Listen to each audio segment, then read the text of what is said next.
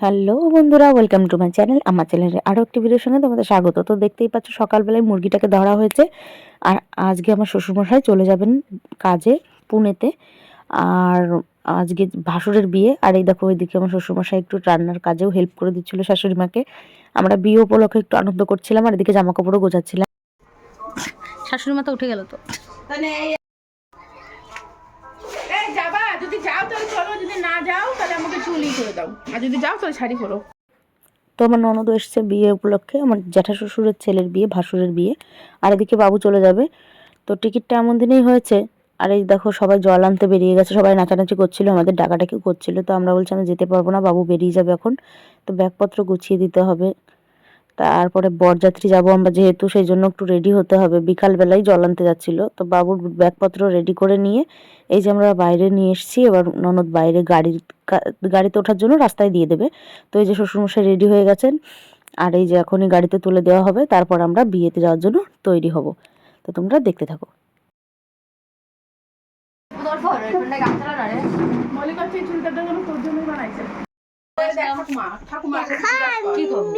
আমি কালো জানিস না তো দুধ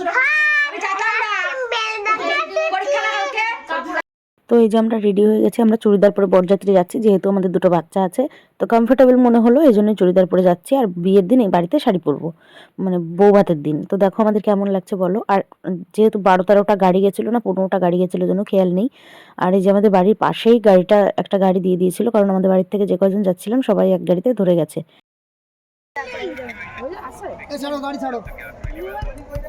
তো ফাইনালি আমাদের গাড়িটা ছেড়ে দিয়েছে। এই যে ভাসুরের গাড়ি আগে, তারপরে আমাদের গাড়ি, তারপরে আরও পেছনে সব গাড়ি আছে। আমরা খুব নাচতে নাচতে গেছিলাম, খুব মজা করতে করতে। তো দেখো আমরা এই যে পৌঁছে গেছি। বাজিও ফাটছিল, প্রচুর বাজি ফাটানো হয়েছে ওইখানে গিয়ে। আর আমরা এত গাড়ি এখানে দাঁড়িয়েছিল, নেমে আমরা ঠিকমতো ঢুকতেই পারছিলাম না, এত লোক গেছি আমরা বরযাত্রী, প্রায় 150 জন। আর যেহেতু বিয়েটা অনেক আগেরই আমার ব্লগ করা ছিল, তো আমি সেটা এডিট করে পোস্ট করতে ভুলে গেছিলাম। তো সেই কারণে আজকে অনেক লেটে, এখন আনসিজন, এটা বিয়ের সিজন নয়, তোমরা সকলেই জানো। তো সেই জন্য এখন পোস্ট করছি, একটু টাইম ছিল। আর আমরা তারপরে অনেক বাজি ফাটানোর পরে গেট ফেট ধরে সব কিছু হয়ে যাওয়ার পর আমরা এবার ভেতরে যাব।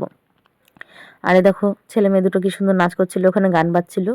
গানটা দিতে পারছি না কারণ কপিরাইট এসে যাবে। এ দেখো নাচ করছিল, খুব নাচ করছিল, ওরা খুব মজা করেছে। আর সব থেকে দুঃখের বিষয় হচ্ছে, বাচ্চা নিয়ে গেছি ওখানে, ওখানে কোনো ফোনের নেটওয়ার্ক নেই, নেট একটুও চলেনি, খুব জ্বালিয়েছিল সেদিন। তো সবাই ছিল বলে চেনাশোনা, সবার কাছে গেছে, ঘুরেছে, মজা হয়েছে, চলে এসেছি। আর দেখো নেচেই যাচ্ছে, নেচেই যাচ্ছে, খুব নেচেছে, লাস্টে বেরোনোর সময়ও নাচ করে গেছে। তো গানটা দিতে পারছি না, কপিরাইট চলে আসবে বলে। তো তোমরা দেখতে থাকো। এবার আমরা ভেতরে ঢুকবো। ফাইনালি আমরা ভেতরে ঢুকে পড়েছি। এখানে দেখো কত একটু জায়গা মনে হয় কম হয়ে গেছিলো। এই যে ঢুকে পড়েছি, এই যে রুহি আমার কোলেই আছে। আর এদিকে এবার ঢুকে পড়েছি, মানে আমার যাকে দেখতে, বউয়ের ঘরে, নতুন বউয়ের ঘরে ঢুকে পড়েছি আমরা দেখবো বলে। তো সবাই এখানে আছে, দেখতে থাকো কেমন লাগছে আমাদেরকে বলো। এই যে মলি, আর এখানে সবাই বসে পড়েছে, আমাদেরই সব এখানে দিদি ভাইরা আছে, অনেক বাচ্চারা আছে আমাদের। আর আমরাও দেখে টেকে এবার বেরিয়ে যাব বাইরে। আর এই দেখো ভাসুর মশাই বিয়ে করতে খুবই লজ্জা পাচ্ছিল, সব ক্যামেরার দিকে তাকিয়ে বারবার হাসছিল যখন আমি ফোনে ভিডিও করছিলাম। তো এখানে অনেক লোকজন হয়ে গেছিলো, আমরা ওর জায়গা পাচ্ছিলাম না দাঁড়ানোর, জায়গাটা অনেক কম হয়ে গেছে।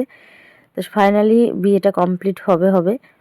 খুব তাড়াতাড়ি বিয়েটা হয়ে গেছিলো, আমরাও বুঝতে পারিনি এত তাড়াতাড়ি বিয়ে কমপ্লিট হয়ে যাবে। আর এই যে ননদিনী দেখো কতগুলো টিফিন নিয়েছে, মানে আমাদের সবার টিফিনই ওরাতে ছিল। তা ওকে অনেক কিছু বলছিলাম আমরা যে তুই এত টিফিন নিয়েছিস, হ্যাঁ না তাই না, অনেক কিছু। তো বিয়েতে বসেই গেছে ওই দেখো। এবার আমরা খেতে যাব। তো ফার্স্টে ওরা সবাই খেয়ে এসছে, আমি বাচ্চা দুটোকে দেখেছি, তারপর ওরা দেখেছে বাচ্চাদের, তারপর আমরা খেতে গেছি। এরকম করে খাওয়া দাওয়াটা অল্টারনেট করে করেছি। আর এখানে বিয়েটাও প্রায় শেষের মুহূর্তে। আর এই যে রুহির যেটুকু, রুহিকে কোলে নিয়েছে, আর এইদিকে 7 পাক ঘোরা হচ্ছে। এই দেখো বিয়ে কমপ্লিট।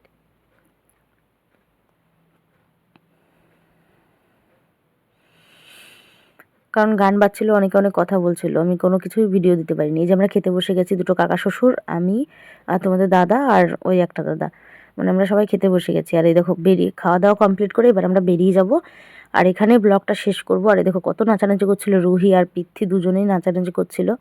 লাস্ট ওর বাবার সঙ্গেও নাচানাচি করেছে, আমরাও একটুখানি নাচানাচি করে বেরিয়ে চলে এসেছি। রাত্রে বাড়ি এসে আর ব্লগ দিতে পারিনি, কারণ বাচ্চারা ঘুমিয়ে গেছিলো। ওদের শোনার পরে আমাদেরও ড্রেস খুলে ফ্রেশ হতে অনেক টাইম লেগে গেছিল তাই।